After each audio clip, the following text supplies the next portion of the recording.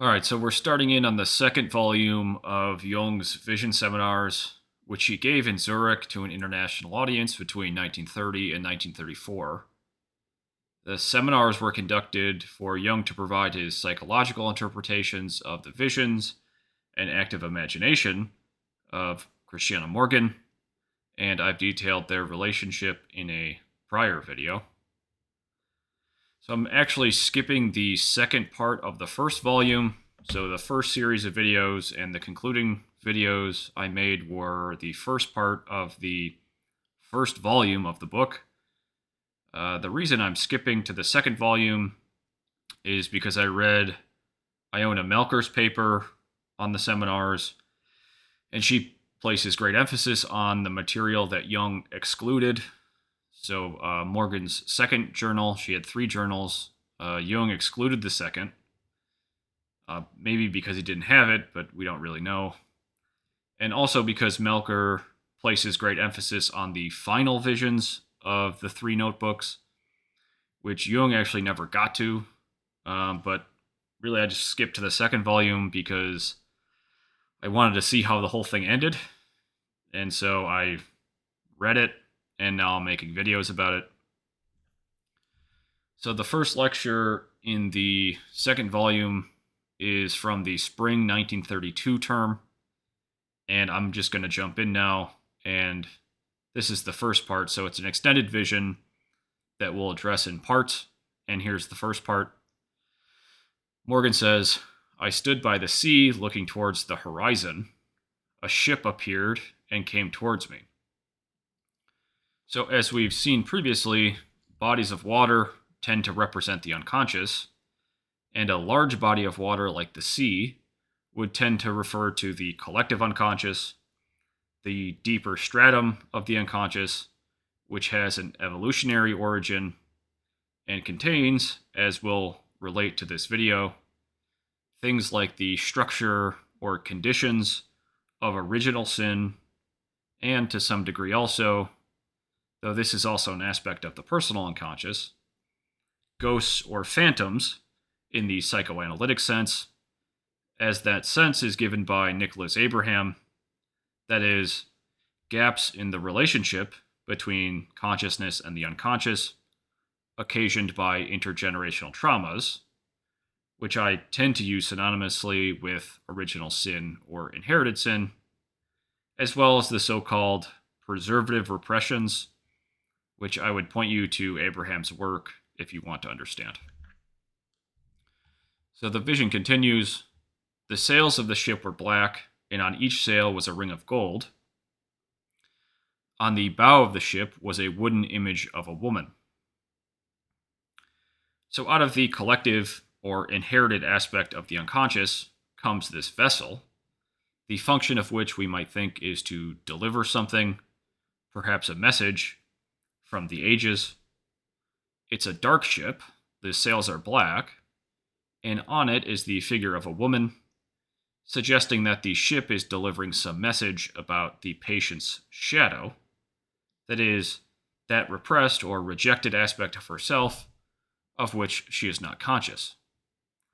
The rings, representing marriage or union, tend to portend the possibility that the ship brings something of value, and that they are gold provides a symbolic expression of the statement we hear often in analytical psychology that the dark prima materia contains within it a golden possibility. So the vision continues. The ship grounded on the beach beside me, and I climbed up into it. There was no one to be seen. So the patient here encounters the message from the collective unconscious, that is her shadow, but finds that it's empty, it's lacking, there is a gap. The archetypal forces or energies which come from the evolutionary past, the psychological structures that confer power to the human being, like bipedal locomotion or dexterity of the hands, but in now a psychological sense, are for some reason here associated with emptiness. Again, I'd point to Nicholas Abraham for an elaboration of why these energies might be felt as a gap or a lack, or as he calls it, a phantom, having to do with intergenerational disconnection between word and libido that I would encourage anyone to explore. So the vision continues. I descended into the ship and entered a room hung with blue. So Jung associates the color blue, and I agree it's kind of everywhere, with the color of spiritual energy. What is left when one encounters the phantom of original sin is emptiness filled only with spirit. There is contained within the phantom a spiritual energy, the feeling of a personality that one is perhaps haunted by. There's also a counteractive spiritual energy of the individual or of the soul. So I'm not going to go into detail about the psychological structure or relationship between soul and demon or phantom, as Jung does and I try to do elsewhere. But it's important to note that in these lectures, Jung refers to this spiritual energy as an it, which is in contradistinction to the way it's represented generally in the Abrahamic religions as a thou. As I've also tried to describe elsewhere, in the work on Jung and Beyond, for example, this is an artifact of Jung's attempt at a science of the soul, which is made more effective for the purpose of causal explanation in removing the aspect of freedom, which is brought with concepts like thou, and also explains his affinity in these seminars for the Eastern traditions, about which I will say more presently. So the idea is simply that Jung will refer to the soul as an it when he wants to give a causal explanation. Causal explanations tend to be more productive for understanding things like original sin and intergenerational traumas. And so in this case, he'll refer to the soul or the spirit as an it, and he's doing that methodologically and not necessarily ontologically, because if you look at his definitions provided in Collected Works 6 on personality types, he talks about the soul as a personality, and of course a personality is not an it, but in any event. So the vision continues. In the center of the room was a white fur rug on which lay a snake coiled up. So the white fur, Jung says, is the principle of light, activity, and action, right? It's white. It's the principle, we might say, of yang in the distinction between yin and yang in the East. The fur is also the skin of an animal. It is a separation of the animal from its nature, from its beastly nature, which is now rendered inert. It's this sort of idea of killing, catching, and suspending the instincts or the primitive aspect of something and rendering it sort of formal. So what lay on this fur is a snake, the dark or yin aspect. And so already in this lecture, Jung is making an association between the visions and Christiana's desire or need for totality, represented by the yin and the yang. So these two lay together in a symbol of reconciliation, of light and dark, subsumed by totality. We might ask what that totality is. I think that would be a good question to have asked Jung during the seminars. It's the ship, and we'll see it's the shadow. But unlike Christ on the cross, or the intolerably fulfilled desire of Abraham and the Abrahamic religions, if you think of the suffering servant, that is, the opposites reconciled by a personal transcendent thou, Jung relates this to the interpersonal transcendent factor of the East, in which a similar reconciliation takes place, but it takes place in a consciousness of nature, not a consciousness of the existence of nature, but the consciousness which nature has, which does not have a personal substratum. So the distinction I'm trying to make is the idea, put simply, between the reconciliation of light and dark in a personal substratum, that is, the Christ or God, and its reconciliation in a non-personal consciousness, that is, a consciousness which is ultimately grounded in an impersonal nature, that is, the nature of nature itself. Okay, so the vision continues. I tried to find someone, but all were silent. All was silent and deserted. So this element of the vision continues to reinforce Jung's interpretation of the impersonal nature of the transcendent reconciliation over against the personal. So the vision continues. I approached the snake and kicked it. It glided away. I pulled up the fur rug, and I saw that it concealed an engraved tablet on the floor.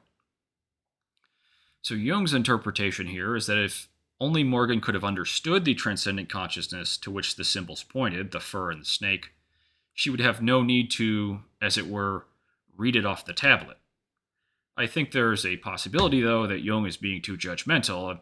I haven't considered here, but in a prior lecture I got the feedback that it would be interesting to consider Jung's countertransference, which, after some reflection, I've come to think has to do with Morgan's over-reliance in Jung's, putting words in Jung's mouth, but over-reliance on the symbol. Of course, this is what Jung does as a matter of method, and so we see that my hypothesis here is that Morgan activated Jung's sort of irritation with himself on the over-reliance of the symbol. And so I think here this is Jung's countertransference, is he's saying, oh, if only Morgan had understood the symbol more, she wouldn't need this sort of literalization in the tablet. And I just think that's overly judgmental for those reasons. So I think there's a possibility that it's too judgmental. The visioner here is seeking something old to connect with something written down by another person, that is a personal consciousness. And it represents for me this desire to not be alone with this impersonal consciousness of nature, however transcendent it might be. Rather, she wants to be part of an ancient tradition passed down through the tablet. So whether due to conditioning or the deficits of the Eastern perspective and the countertransference, she is seeing the personality of the She is seeking the personality of the transcendent consciousness. She's seeking a personal transcendent. So the vision continues. Upon the tablet were engraved a sphere, a compass, and the head of a woman with a halo of many arrows. I pulled up the tablet and descended into the dark hold of the ship. So recall that this tablet has taken the place of the snake underneath the fur on a ship which comes to her as a shadow from the collective unconscious. At the heart of this symbolism, then, is the rejected woman who wears arrows for a halo or for a crown. From the collective is delivered to her a symbol, I think, of her own crucifixion. It is as if the tablet is telling her wholeness may be navigated to, and excuse my ordering here, I'm just going with these symbols. It's a sphere and then a compass and then a woman. So wholeness, the sphere, may be navigated to the compass by seeking out the halo of arrows or the crown of thorns. So she then descends into this rejected aspect of her unconscious.